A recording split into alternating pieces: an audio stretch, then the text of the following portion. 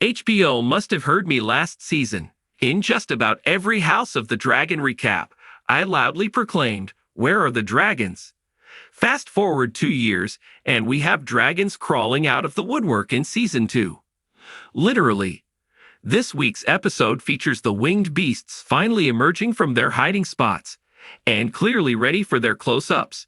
If there were a dragon bell, Season 2 would be ringing loud and clear. But who is riding these massive harbingers of death? Take a wild guess. If I asked you for 4 characters who would have the privilege of riding the unclaimed dragons around Westeros in Season 2, it would take you a million names before you gave me this lineup. Adam, Rhaena, Hugh, and Ulf. WHO. You're exactly right. Most of these people just showed up. You may not even remember some of their names when they appear here. Well, it's hard to forget them now. An army of bastards. After Adam, Clinton Liberty, claims Seasmoke, Rhaenyra's, Emma Darcy, hope is restored that the lowborn can tame the wild dragons around Dragonstone. She was a bit dejected after Vermithor burned Sir Stephen Darklyn. Anthony Flanagan. Last week, but maybe Seasmoke is less violent. Let us raise an army of bastards, Rhaenyra declares.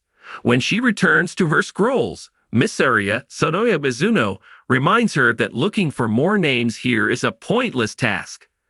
I've been trying to say this ever since Jace, Harry Collett, proposed the idea, but it wasn't a bad thought initially. More dragon riders would help them win the war. You're just not going to find a book of bastards written down like a printed Game of Thrones wiki page. So Rhaenyra's handmaidens post flyers all over King's Landing that basically read, Targaryen bastards for hire. No previous dragon riding experience necessary. Many answered the call, including the blacksmith, Hugh Hammer, Kieran Bew, and the drunken Ulf, Tom Bennett. In Episode 3, the latter townsperson claimed that he was a descendant of Balon Targaryen, as well as Daemon's, Matt Smith, and Viserys's, Paddy Considine, half-brother. Despite Ulf's complaints about his bad knee, the bar convinces him to test his parentage for real. Same goes for Hugh, who reveals to his wife that he's also Daemon's bastard half-brother. Small world. Speaking of Daemon, it's almost time for Daemon to finish his lengthy time at Harrenhal. The king consort has been losing his mind in the haunted castle for 7 episodes now. Only one of 2 things can bring an end to this storyline: death or the natural conclusion of a season final next week. It seems like we'll see the latter. The young Lord Oscar Tully, Archie Barnes, is tasked with reuniting the River Lords after Daemon bumped it all up, and he returns feastier than ever. No longer the knave boy from before, Oscar has changed overnight.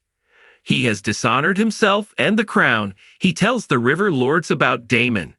Still, his family made a promise to King Viserys to honor Rhaenyra as their queen. They will fight for her, even if they all hate Daemon. Oscar then reprimands Lord Blackwood, Jack Perry Jones, for his actions against House Bracken. Blackwood claims that he was only working under Daemon's orders, so Oscar seeks to make peace with one simple action. He orders Daemon to behead Blackwood. The River Lords will get their justice. Oscar will establish himself as top dog around here, and Daemon will pay for his mistakes by becoming an executioner for a day. It's a power move, and a surprisingly respectable one coming from Oscar. Dinner time. Back at Dragonstone, Corlys Velaryon, Steve Toussaint, is still struggling to recognize his bastard children as his own flesh and blood. Well done, he tells Adam. That's it. He can barely even look him in the eye. Same goes for Alan Abubakar Salim, whom he just promoted to first mate last episode. Still, he suggests that Alan may have a chance to claim a dragon as well. Instead, Alan claims that he has no need for one. I am of salt and sea, he says. Where have I heard that phrase before? I can't give you all the answers. When all the bastards arrive, Rhaenyra gives a big speech. It's not bad. All the talk of glory and taming a god would get me amped up too. Almost enough to forget the whole you might all die aspect of this undertaking. which Rhaenyra also undersells. But naturally, after they march down into the caves to greet Vermithor, the second largest dragon in Westeros, gobbles and inflames nearly every bastard there. Dinner time, Vermi. Here are your vills. I kid, but the Vermithor scene is undoubtedly the coolest set piece we've seen on House of the Dragon yet. This is an on-the-ground POV of a dragon attack, stomping around like Godzilla and racking up demonic carnage. After Episode 4's dragon battle in the sky, we're finally getting everything we ever wanted from the Dance of the Dragons. Among the panicked bastards is Hugh Hammer. He's here against the wishes of his wife and after the death of his child to hunger and disease. He truly has nothing left to live for when he stares down Vermithor's flame-laced jaws and screams. Matching his fury, Vermithor seems to respect the anger and aggression. Hugh Hammer, the lowly blacksmith, claims the late King Jaehaerys' dragon. Expect big things from this man moving forward. And don't forget Ulf.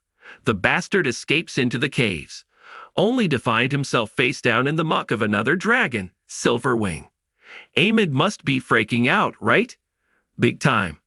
I don't know what he's been planning ever since he took over his brother's duties, but the scales have been tipping toward Team Black for the past 3 weeks. King Aegon W, Tom Glencarney, can barely walk without screaming in pain, and he's turning to Larys, Matthew Needham, of all people, for help. I quite like this turn for Larys' character as Aegon E's new mentor, but I'll never trust that little weasel. Meanwhile, Alicent, Olivia Cook, must have taken advantage of Prime Day and ordered some hokas because she's going camping this week. She doesn't have a spot on the council anymore, so I guess she's free to go reconnect with nature. There are only so many days you can spend cooped up inside that rat-infested castle. I'm just thankful that my suspicions that something awful would happen to her out here were wrong. But when Ulf accidentally rides Silverwing right over King's Landing, all hell breaks loose. Aemond Ewan Mitchell rushes to Vhagar to pursue the new dragon rider, chasing him all the way back to the edges of Dragonstone's waters. He turns around from there as Rhaenyra watches. Her crew is now loaded with more dragons, with another beast possibly on the way. If I were Team Green, I'd be shaking in my boots heading into next week's season final.